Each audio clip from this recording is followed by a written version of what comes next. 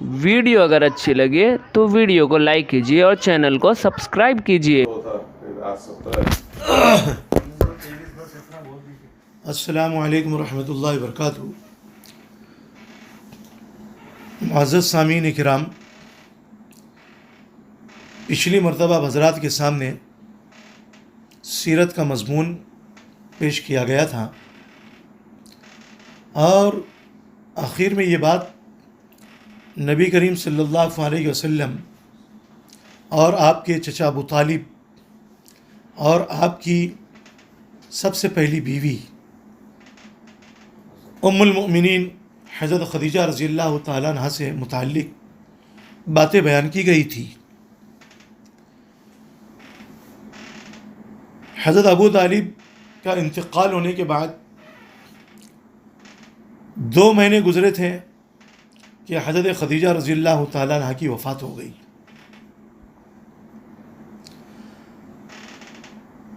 ابو طالب آپ صلی اللہ علیہ وسلم کے لیے بڑے مددگار آدمی تھے اور ہر وقت آپ کی مدد کیا کرتے تھے، اور کفار مکہ، مشرکین مکہ آپ کو زیادہ تکلیف دینے سے بھی ڈرا کرتے تھے۔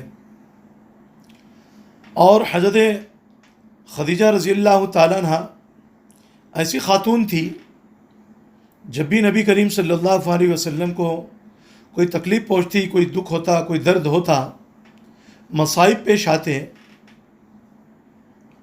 تو حضرت خدیجہ رضی اللہ تعالیٰ عنہ آپ کو تسلی دیا کرتی تھی، آپ کو اطمینان دلایا کرتی تھی۔ اب حضرت خدیجہ رضی اللہ تعالیٰ عنہ کا بھی انتقال ہو گیا، آپ بھی اس دنیا سے چلی گئی۔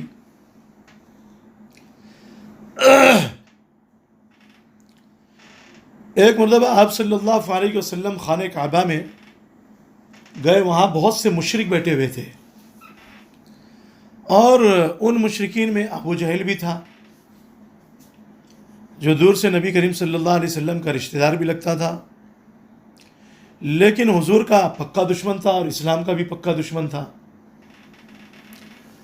اور اسی مجلس میں عتبہ بن ربیعہ، یہ ربیعہ کے 2 بیٹے تھے، ایک عتبہ اور ایک شیبہ، تو عتبہ بن ربیعہ بھی بیٹھا ہوا تھا۔ ابو جہل نے کہا کہ اے بنو عبد مناف والو، اے عبد مناف والو، دیکھو تمہارا نبی آ گیا ہے۔ اور یہ اس نے تنزن کہا، تو عتبہ بن ربیعہ کہنے لگا کہ ہمیں کیا انکار ہے، کوئی نبی بن بیٹھے، کوئی فرشتہ بن بیٹھے، یعنی نبی کریم صلی اللہ علیہ وسلم کا مذاق اڑانے لگے۔ اور یہ ہر دور میں رہا ہے کہ جیسے پیغمبروں کا مذاق اڑایا گیا، ویسی ان کے ماننے والوں کا بھی اور ان کی امت کا بھی مذاق اڑایا گیا۔ خود اللہ نے بھی قرآن کریم میں بیان فرمایا، زُيِّنَ لِلَّذِينَ كَفَرُوا الْحَيَاةُ الدُّنْيَا وَيَسْخَرُونَ مِنَ الَّذِينَ آمَنُوا، کہ وہ لوگ ایمان والوں کا مذاق اڑاتے ہیں، لیکن ایمان والے قیامت کے دن جنت میں ہوں گے۔ یہ دونوں میں اللہ نے تفاوت بیان فرمایا، فرق بیان فرمایا۔ بہرحال نبی کریم صلی اللہ علیہ وسلم نے عتبہ کی طرف دیکھا اور عتبہ کی طرف مخاطب ہو کر کے کہا، اے عتبہ، تو نے کبھی بھی اللہ کی اور اس کے رسول کی حمایت نہیں کی۔ کیا فرمایا؟ اور تو اپنی ضد پر ہمیشہ اڑا رہا۔ اور ابو جہل کی طرف اللہ کے رسول صلی اللہ علیہ وسلم نے دیکھا اور کہا کہ وہ وقت قریب آ رہا ہے کہ تو ہنسے گا کم اور روئے گا زیادہ۔ کیا فرمایا اللہ کے رسول صلی اللہ علیہ وسلم نے؟ تو ہنسے گا کم اور روئے گا زیادہ۔ جنگ بدر میں ایسا مارا گیا، اللہ نے اس کا خاتمہ کرا دیا، اس کو نیست اور نابود کرا دیا۔ پھر جتنے بھی مشرکین وہاں پر بیٹھے ہوئے تھے، حلقہ لگا کر، مجلس لگا کر، اللہ کے رسول صلی اللہ علیہ وسلم نے ان سے فرمایا کہ بہت جلد وہ وقت آ رہا ہے کہ جس دین کا تم انکار کر رہے ہو، جس دین اسلام کا تم انکار کر رہے ہو، اسی دین میں تم داخل ہونے والے ہو، اسی دین میں تم داخل ہو جاؤ گے۔ बहरहाल अब हज़रत अबू तालिब का भी इंतकाल हो चुका था और हज़रत खदीजा का भी इंतकाल हो चुका था। अब अबू तालिब के इंतकाल के बाद में कुरैश ने नबी करीम सल्लल्लाहु अलैहि वसल्लम को और सहाबे किराम को तकलीफ़ देने में तरक्की की। अब इनकी तकलीफ़ रोज़ाना जो है ना बढ़ती जा रही थी और इनकी ज़िद भी जो है ना रोज़ाना तरक्की पर थी, उरूज पर थी। अब नबी करीम सल्लल्लाहु अलैहि वसल्लम ने देखा कि मक्का में रहते हुए और इनमें इस्लाम की दावत देते हुए कोई मुअत्तद भी नतीजा बरआमद नहीं हो रहा है, कोई ख़ास नतीजा सामने निकल कर नहीं आ रहा है। तो अब नबी करीम सल्लल्लाहु अलैहि वसल्लम ने सोचा कि एक काम करते हैं कि ताइफ जाते हैं और वहाँ जाकर के कबीले सक़ीफ़, एक मालदार कबीला भी है और एक बड़ा कबीला भी है और वहाँ के लोग समझदार भी हैं, वहाँ जाकर के दावत व तबलीग का काम करते हैं और इस्लाम की तबलीग करते हैं। और ताइफ मक्का से तकरीबन 3 मंजिल के फासले पर था। एक मंजिल 20 मील के बराबर होती है, तकरीबन 60 मील का फासला था। नबी करीम सल्लल्लाहु अलैहि वसल्लम ने ताइफ का मुकम्मल पुख्ता इरादा कर लिया और अपने साथ में अपने मुँह बोले बेटे हज़रत ज़ैद बिन हारिस रज़ियल्लाहु ताला अन्हु को अपने साथ में ले लिया। अब नबी करीम सल्लल्लाहु अलैहि वसल्लम और ज़ैद बिन हारिस दोनों ताइफ की तरफ निकल गए। अब वहाँ जाकर अल्लाह के रसूल सल्लल्लाहु अलैहि वसल्लम ने सबसे पहले तो अब्द यालेल से मुलाकात की। अब्द यालेल के बाप का नाम था अब्द यालेल इब्न अम्र और उसके बाप का नाम था उमैर, और अब्द यालेल के 2 भाई और थे, एक का नाम जो है मसऊद था और एक का नाम हबीब था। अब्द यालेल, मसऊद और हबीब, ये 3 भाई थे। इन तीनों में सबसे बड़ा अब्द यालेल था, दूसरा जो है मसऊद था और तीसरा हबीब था। और तीनों को अल्लाह रब्बुल इज़्ज़त ने खूब माल से नवाजा था और ये तीनों वहाँ के हाकिम माने जाते थे। अब्द यालेल वहाँ का बादशाह था। अब्द यालेल के पास में अल्लाह के रसूल सल्लल्लाहु अलैहि वसल्लम गए, मुलाकात की और उसको इस्लाम की दावत दी। उसने मानने से इनकार कर दिया। फिर मसूद के पास में गए, उसको भी इस्लाम की दावत दी, उसने भी मानने से इनकार कर दिया। फिर हबीब के पास में गए, हबीब ने भी जो है मानने से इनकार कर दिया और तीनों ने साफ इनकार कर दिया और कहा कि देखो हम आपकी बात नहीं मानते हैं, हम आपकी बात नहीं मानने वाले। सीरत इब्न हिशाम में लिखा है कि नबी करीम सल्लल्लाहु अलैहि वसल्लम ने उनसे इरशाद फरमाया, उनसे फरमाया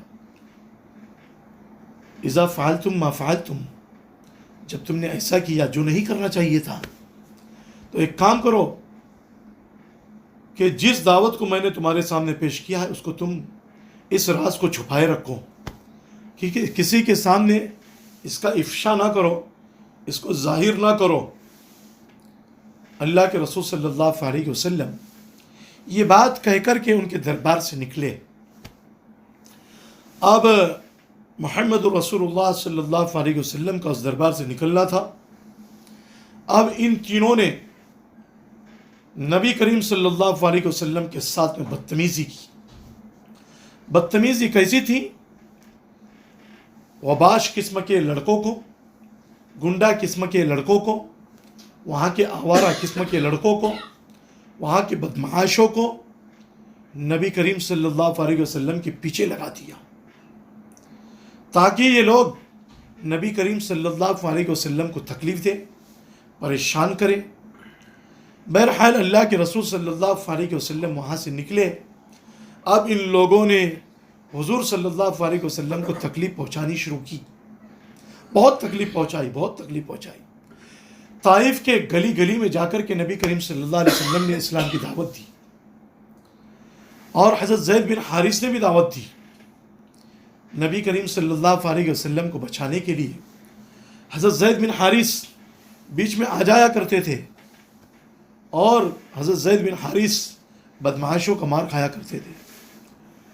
نبی کریم صلی اللہ علیہ وسلم کو اتنا مارا گیا، حضرت زید کو اتنا مارا گیا کہ آپ صلی اللہ علیہ وسلم کے سر سے خون بہنے لگا، پورا بدن لہولہان ہو گیا، اور آپ کی جوتیاں بھی خون سے آلودہ ہو گئی،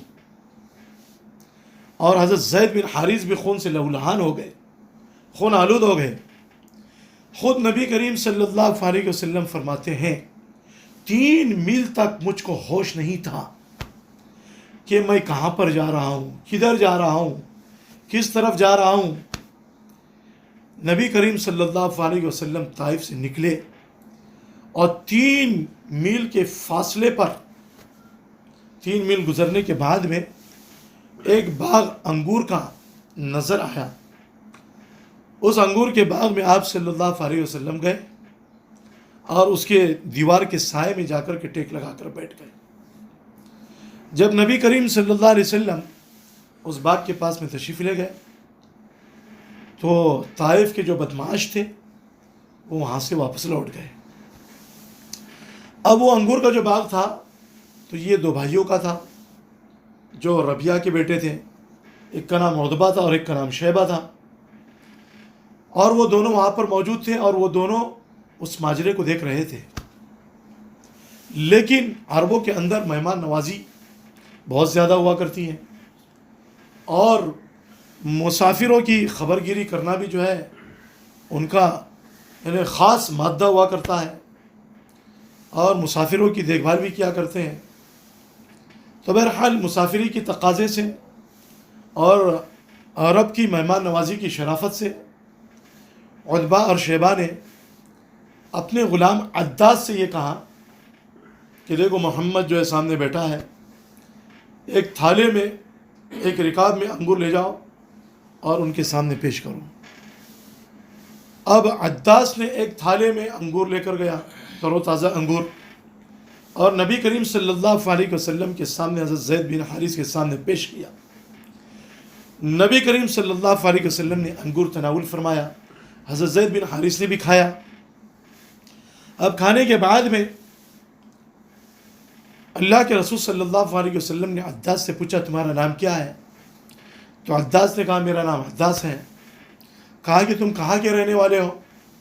کہا کہ میں نینوا کا رہنے والا ہوں۔ نبی کریم صلی اللہ علیہ وسلم نے پوچھا تمہارا دین کیا ہے؟ کہا کہ میں عیسائی ہوں، عیسائیت میرا دین ہے، میں عیسائی ہوں۔ تو اللہ کے رسول صلی اللہ علیہ وسلم نے فرمایا کیا تم یونس ابن متیٰ کو جانتے ہو؟ ان کے بارے میں کچھ سنا ہے؟ وہ بھی نینوا کے رہنے والے تھے۔